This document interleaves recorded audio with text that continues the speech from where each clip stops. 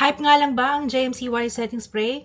I-wear test natin. This is the JMCY 5-in-1 multifunctional setting spray. Ito na yata ang pinakamurang setting spray na nahawakan ko, guys. 149 pesos lang to. It hydrates, protects, set, fix cakey makeup, and refresh. Skincare infused formula. Meron siyang multimolecular hyaluronic acid plus honey for deep hydration. Witch hazel, aloe vera, and portulaca for calming. Another tip, kung gusto nyo mas plakado at mas matagal talaga ang makeup nyo, guys, ha, mag-sandwich method kayo. After ko mag-apply ng mga cream products, saka ako nag-spray before ako mag-set with powder. Kumbaga, ito na yung magsiseal ng iyong makeup para plakado ka buong araw. Kita niyo yun kung gaano kapino yung mist niya.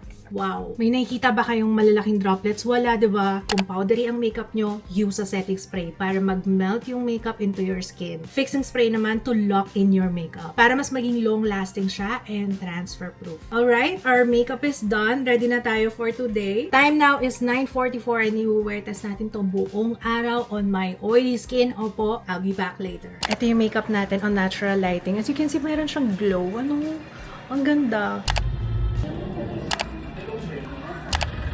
5:30, still looking fresh.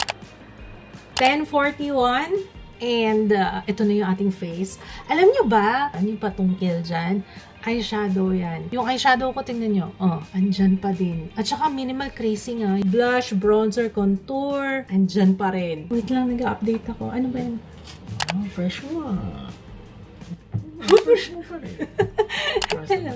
Na-compliment ng asawa ko yung aking makeup. Talagang approve na approve sa akin to. Approve sa asawa ko. And hello, ang fresh ko pa din. Ilang oras na to. Parang pwede pa rin tayo rumampa. Check nyo sa Yellow Basket.